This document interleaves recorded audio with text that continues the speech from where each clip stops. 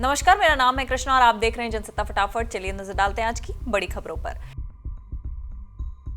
महाराष्ट्र की राजनीति में एक बार फिर इस बात पर बहस छिड़ चुकी है कि सच्चा हिंदू कौन है। असल में डिप्टी सीएम एकनाथ शिंदे ने तो अपने सभी शिवसैनिक विधायकों के साथ महाकुंभ में आस्था की डुबकी लगाई, लेकिन ठाकरे परिवार वहां नहीं गया। शिंदे ने इसी बात को मुद्दा बनाते हुए कह दिया कि कुछ लोग खुद को हिंदू बताने से भी डरते हैं। अब उन आरोपों पर उद्धव ठाकरे ने जवाब दिया। एक कार्यक्रम में पार्टी कार्यकर्ताओं को संबोधित करते हुए उद्धव ठाकरे ने दो टूक कहा कि गंगा में नहाने से कोई पाप नहीं धुलता है। महाराष्ट्र को धोखा देकर जो पाप उन्होंने किया है, गंगा में कई बार स्नान कर भी वो नहीं धुलने वाला। मैं तो गंगा का सम्मान करता हूं, इसमें डुबकी लगाने का क्या फायदा। डुबकी लगाने के बाद भी विश्वासघाती का ठप्पा नहीं जाने वाला। संभल की जामा मस्जिद को लेकर इलाहाबाद हाई कोर्ट में गुरुवार को एक अहम सुनवाई हुई थी। उस सुनवाई के दौरान ही इलाहाबाद ने 3 सदस्यीय टीम का गठन किया था। उस टीम को मस्जिद में जाकर चेक करना था कि वहां रंग पुताई की जरूरत है या नहीं।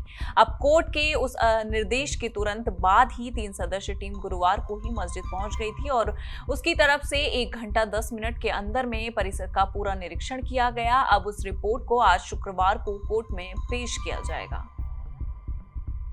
केंद्रीय गृह मंत्री अमित शाह ने राष्ट्रीय राजधानी में कानून व्यवस्था की स्थिति की समीक्षा के लिए आज एक महत्वपूर्ण बैठक की अध्यक्षता की।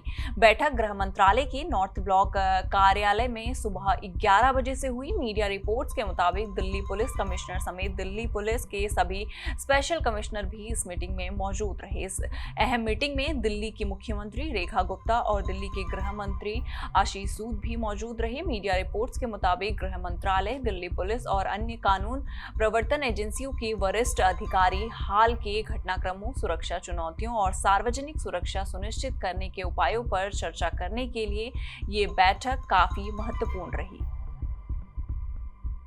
बॉलीवुड के खिलाड़ी कुमार यानी अक्षय फिल्मों के साथ साथ कई सोलो गानों में भी दिखाई देते हैं। हाल ही में उनका एक भक्ति सॉन्ग महाकाल चलो रिलीज हुआ, जो आने के साथ ही कंट्रोवर्सी का हिस्सा बन गया। दरअसल पुजारी संघ ने एक्टर के इस गाने में दिखाए गए कुछ सीन पर आपत्ति जताई थी। उन्होंने कहा था कि गाना अच्छा है लेकिन इसके विजुअल ठीक नहीं है।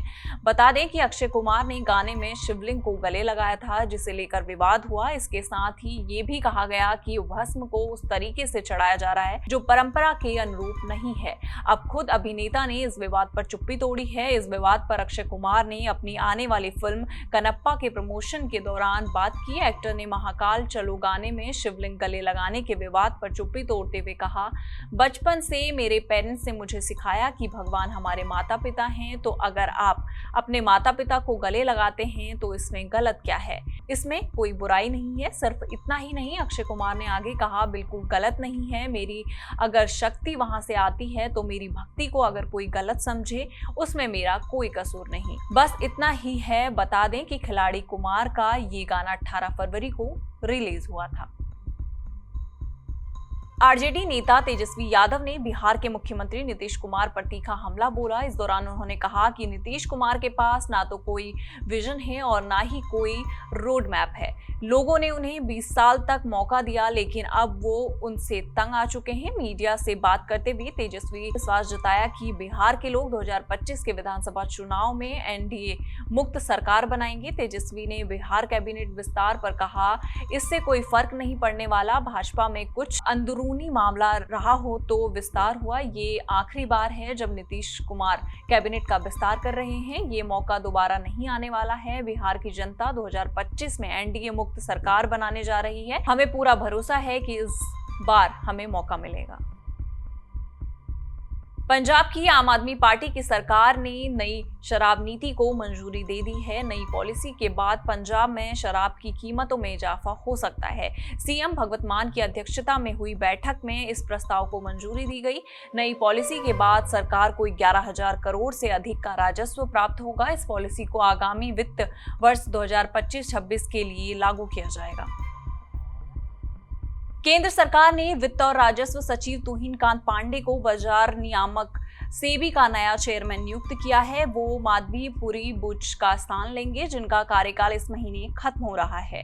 कार्मिक लोक शिकायत तथा पेंशन मंत्रालय की गुरुवार को जारी प्रेस रिलीज के अनुसार मंत्रिमंडल की नियुक्ति समिति ने 1947 की बेंच के उड़ीसा कैडर के सीनियर आईएएस अधिकारी पांडे को भारतीय प्रतिभूति विनिमय बोर्ड SEBI का चेयरमैन नियुक्त किया है। उनकी नियुक्ति पदभार संभालने की तारीख से 3 साल के लिए होगी।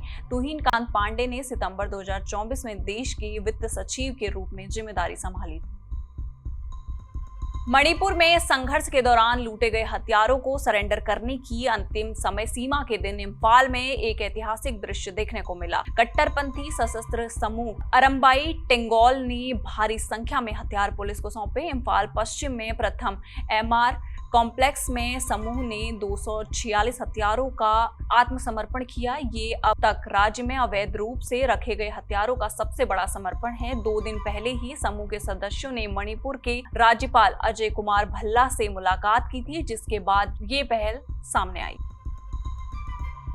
यूक्रेन के राष्ट्रपति जेलेंस्की शुक्रवार को अमेरिका में एक बड़े समझौते पर हस्ताक्षर करेंगे। कीव और वॉशिंगटन पिछली अमेरिकी सहायता और संभवतः सुरक्षा गारंटी के बदले में यूक्रेन की खनिज संपदा को साझा करने के लिए एक समझौते पर चर्चा कर रहे हैं। अमेरिकी राष्ट्रपति डोनाल्ड ट्रंप ने कहा कि यूक्रेन के राष्ट्रपति जेलेंस्की बहुप्रतीक्षित खनिज समझौते पर हस्ताक्षर करने के लिए शुक्रवार को व्हाइट हाउस आएंगे। इन सारी खबरों पर आपका क्या कहना है, आप हमें कमेंट सेक्शन में जरूर बताइएगा और इसी तरह की देश दुनिया की खबरों के साथ जुड़े रहने के लिए देखते रहिए जनसत्ता।